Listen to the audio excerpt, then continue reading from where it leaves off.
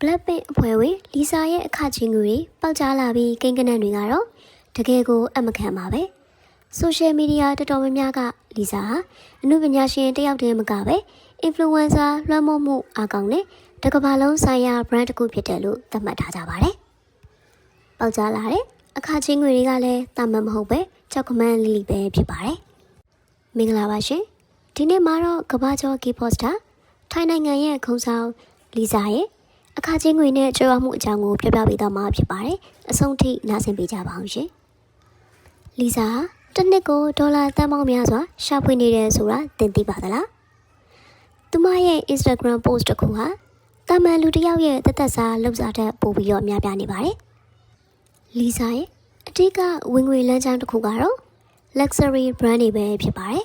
။ Global Ambassador အဖြစ်စီလင်းနဲ့ Bulgari တို့လိုတစိတ်တွေရဲ့မျက်နှာစာဖြစ်တဲ့အတွက်သူမဟာတစ်နှစ်ကိုဒေါ်လာတန်နဲ့ချီ millions of dollar ရရှိပါတယ်။ပွဲတက်ခရီအနေနဲ့ဆိုရင်တော့ fashion show တစ်ခုကိုတက်ရောက်ဖို့အတွက်သူမကိုဒေါ်လာသိန်းကနန်းပေးရတယ်လို့သတင်းတွေကဆိုကြပါတယ်။ Amazing Cosmetics ရှီရှဲတို့လိုအလှကုန်ပစ္စည်းကြော်ညာတွေကနေလည်းအခချင်းငွေအမြောက်အများရရှိပါတယ်။လီဆာဟာ Instagram မှာ follower အများဆုံး K-pop idol တူဆိုရင်လည်းမမှားပါဘူး။ဒါဟာသူ့အတွက်ဝင်ငွေတစ်ခုပါပဲ။ Hopper HQ ရဲ့စီးရင်စရာတွေအရ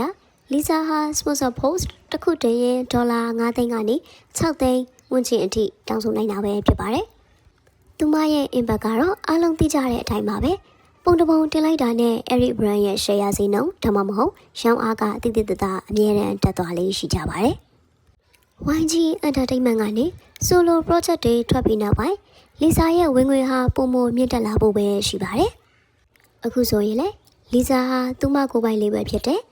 Lကိုလည်းတည်ထောင်လိုက်ပါပြီ။ဆိုလိုတာကရင်လို agency ကိုခွဲပေးစရာမလိုတော့ပဲ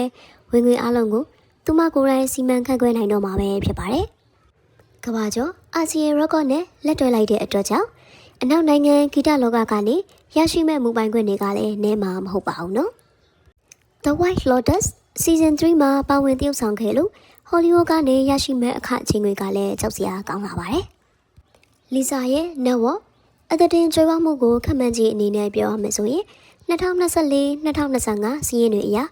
လီဆာအသတင်ကြွယ်ဝမှုမှာဒေါ်လာတန်း20ရာနဲ့တန်း30ကြားမှရှိရလို့ခန့်မှန်းကြပါတယ်။ပိုင်ဆိုင်မှုတွေအနေနဲ့ကလည်းစိုးမျိုးပေါ်ကဒေါ်လာ9တန်းကျော်တဲ့အင်ဂျီ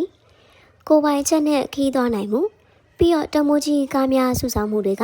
သူမရဲ့အောင်မြင်မှုကိုသက်သေပြနေပါတယ်။လီဆာဟာငွေကြေးတင်မကပဲဩဇာအာဏာပါကြီးမားတဲ့အမျိုးသမီးတစ်ယောက်ဖြစ်လာပါပြီ။ဒါပေမဲ့ဒီအောင်မြင်မှုတွေရဲ့နောက်ကွယ်မှာ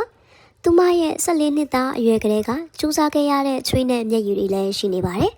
။ပရိသတ်တွေကရောလီဆာရဲ့ဘယ်အချက်ကိုအကြိုက်ဆုံးလဲ။ကွန်မန့်မှာရေးခဲ့ပေးပါဦးနော်။နောက်ထပ်စိတ်ဝင်စားစရာအကြောင်းအရာတွေအတွက်ကျမတို့ရဲ့ page လေးကို follow လေးလုပ်ခဲ့ဖို့မမေ့ပါနဲ့နော်။အားလုံးပဲတာယာလှပတဲ့နေ့ရက်လေးကိုပိုင်ဆိုင်နိုင်ကြပါစေရှင်။